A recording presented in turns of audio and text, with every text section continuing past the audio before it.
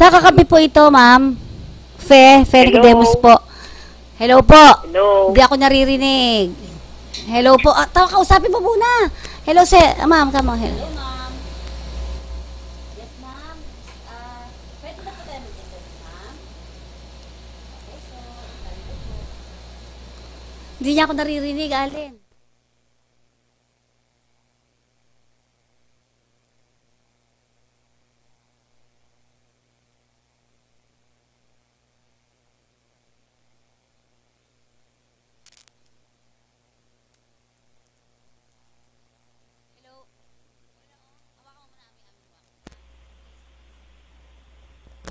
Wala nga eh. Hello?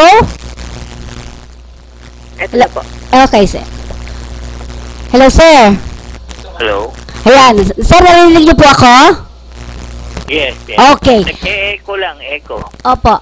Nag-e-echo daw.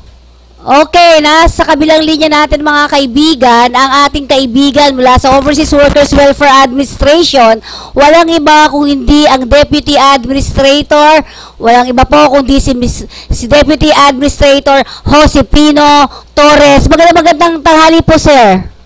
Magandang tanghali po naman. Ay, napakaswerte namin, sir, at nakuha ka namin. Alam kong busy po kayo ngayon sa inyong mga meetings, and thank you very much for this po. Opo.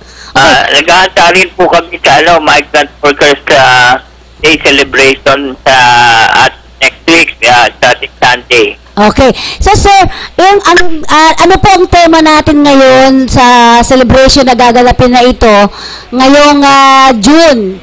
Ano po ang tema ng ating Migrants Day Celebration sa ngayon? Alam mo, ang Migrants Day Celebration, itinalagay ng batas ng ating Republic Act 8042 as amended by Republic Act 10022. Opo. Sabi, every June 7, kailangan ang gobyerno natin, pamahalaan natin, ay mag-celebrate ng Migrant Workers Day kada June 7 nga.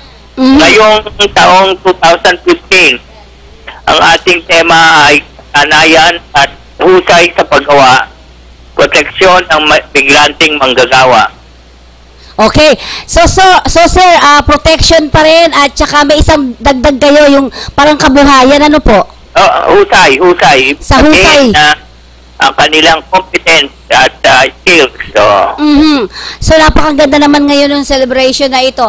Pero sir, bukod dyan, saan po ba, lahat ba ng rehiyon, sir, ngayon ay nagsa-celebrate din at may mga aktibidades patungkol sa Migrants Day celebration? Oo, pero meron tayo, bawat rehiyon, meron tayo, kaya nga sinalagayan ng batas, kaya dapat tayo ay magbigay ng pugay, magpasalamat sa ating mga OFW sa June 7. Okay, opo. So, June 7. Sabi ko nga, yung pasimula ko, this is a joint celebration of the Department of Labor and Employment, Philippine Overseas Employment Administration at saka Overseas Workers Welfare Administration.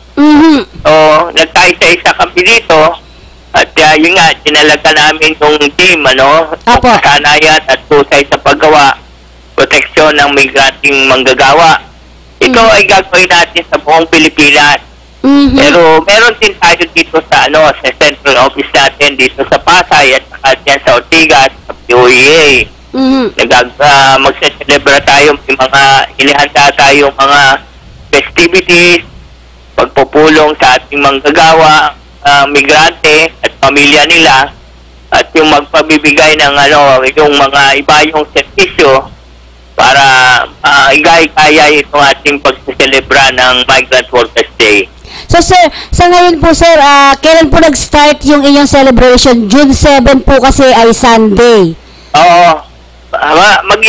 Mag-start tayo ng June 8 sa DOE at sa OWA. So sir, mayroon na bang mga activities na pwede natin sabihin sa ere? Ano po ba yung mga activities na ito? Alam mo, ito ay pasasalamat. Okay, okay. Kaya mga hinayang kayong mga servisyo, gaya ng pagbibigay ng mga gamot para itong ating pamilya at ang ating migranteng Pilipino ay maging fit sa kanilang pang-araw-araw na serbisyo dito sa ating pamilya, sa ating mga komunidad at sa ating bansa. Meron din tayong mga kasayahan, entertainment na inihain. Yung mga ganong ba, parang talagang pasasalamat sa kanilang mga kontribusyon sa ating kabuhayan. Parang pista, no, sir? Kapiestahan, ano? Oo. So, sir, sa ngayon, may mga medical missions pala na magaganap. Ano po? Oo. So, sa saan ito gagawin po? Sabi nyo kanina, POEA ba yung isa? Merong POA tayo sa June 7. June 7, so mga kababayan. June 8, sorry. June 8 po. So, sa June 8, meron aktibidades na mangyayari sa POEA. Ganun po, ano? Opo, at saka dito rin sa OWA, dito sa Pasay. Ano pong kasayahan naman meron sa OWA ng Lunes? O ito yung June 8. Pero tayong, yung sinabi ko, free medical check-up, consultation, at saka mga medisina na i-distribute natin sa ating mga OFW sa kanilang mga pamilya. At meron din kaming mga product display. Ito yung mga produkto ng ating mga migranteng manggagawa na yung mga nag-decide na dito sa Pilipinas manatili at mabuhay. Pagkatapos nilang magtrabaho sa ibang bansa. Nagkaroon sila ng mga pagkakataong magtayo ng mumunting mga negosyo at pakikita namin yung kanilang mga produkto dito sa OWA. Yan. So, ito yung reintegration program na ng OWA, no, sir? Opo. So, sir, sa ngayon ay ano yung pagbabago naman? Kasi taon-taon sinaselebrate to. Anong kakaibahan ngayon ng celebration natin na pagpapasalamat sa mga OFWs sa taong ito? Well, nakumbida natin yung ating pambansang kamao dito sa isama ating siya mangunguna ng ating celebration. Okay. So makikita natin yung ating pambansang kamao, si ating Congressman Emmanuel Pacquiao o Manny Pacquiao na siyang pupunta para magbigay pati sa ating mga migranteng Pilipino. Maganda nga yan. Ano, kakaiba yan. At saka yung medical mission, medyo bago-bago din to ng kaunti kaysa sa mga dati. Ano po? So, ito ibinibigay namin usually sa mga kalamidad, sa mga crisis, earthquake, kumbaga, na experience ng ating mga pamilyang OFW, pero ngayon gagawin namin bilang pasalamat sa kanila. So, sir, hanggang kailan po ang celebration? Ito ba'y simula ng June 8 hanggang kailan po? Hanggang June 11. Hanggang June 11. So, sa mga kaibigan natin, kakampi natin, ayan, hanggang simula ng June 8 hanggang June 11, ay may mga pasasalamat at mga activities ang nagagawin ng ating Overseas Workers Welfare Administration. So, sir, doon naman sa mga distress OFWs, meron ba kayong ibibigay sa kanila na kasiyahan? Hindi, tuloy-tuloy pa rin yung pagbibigay natin ng relief assistance, yung mga OFWs nating umuwi. OFWs hindi lahat ng umuwi. OFWs dapat umuwi galing Libya, galing Yemen, at galing Syria. Tuloy-tuloy yun. Yon. So, habang magaganap itong mga pasasalamat natin, ay tuloy-tuloy pa rin ang mga programs and services ninyo sa ating mga kababayang OFW. Ganun po, ano po? Tuloy-tuloy yun. Yung pag-apply nila ng grant ng ating training program para lumakas at tumibay ang kanilang kaalaman, kasanayan sa kanilang mga trabaho. So, sir, sa ngayon po ay sa tingin po ba ninyo ay nade-develop na yung ating mga OFWs in terms of their reintegration program? Oo. Talagang ang ang ginagawa namin ngayon ay hindi pa lang sila umaalis. Pinaiisip na namin yung kanilang mga plano pagbalik nila sila sa Pilipinas. At yung translation naman ay pag-uwi nila.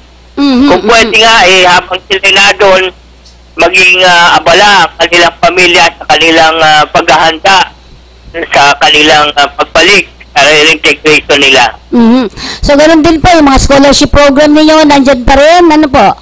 Oo, tuloy-tuloy yun. Lahat ng tuloy ang serbisyo. Yeah. At kung may bayo pa namin, mapaigting namin, gagawin namin. Yan. At syempre, congratulations dun sa inyong website. Maganda po ngayon yung website ninyo, sir. Nakita ko, maganda. Apo na mo pa pala, apo na mo. Yon. So, sir, may mga nais ka bang ipahatid o mga mensahe sa ating mga kababayang OFWs? Particular kasi narinig po tayo sa ibayong dagat, lalong-lalo na po sa Saudi Arabia. Narinig po tayo doon at napapanood. At sa ating mga pamilya naman dito, may mga mensahe po ba kayo?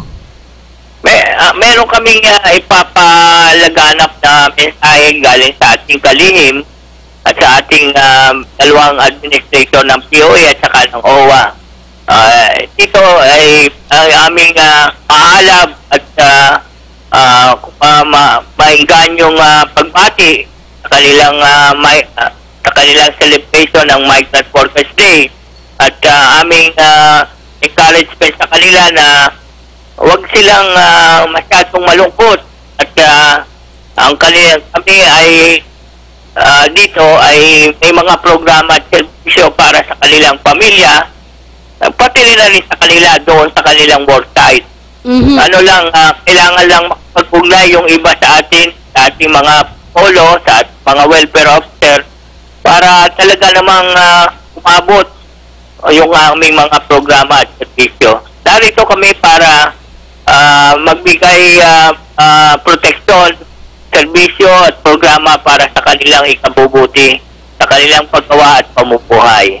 Ayan. Thank you very much po, sir, sa inyong, alam ko, hindi pa kayo kumakain, tanghali na. Maraming pasalamat, DA, sa inyong pakikipag-usap sa amin at sana sa mga susunod pa, sir, ay makapartner namin kayo dito sa ating programang Babaeng Migrante, May Kakampi Ka. Opo, marami rin po salamat. Ayan po ang ating Deputy Administrator Josepino Torres ng Overseas Workers Welfare Administration. Palakpakan natin. Ode, ayaw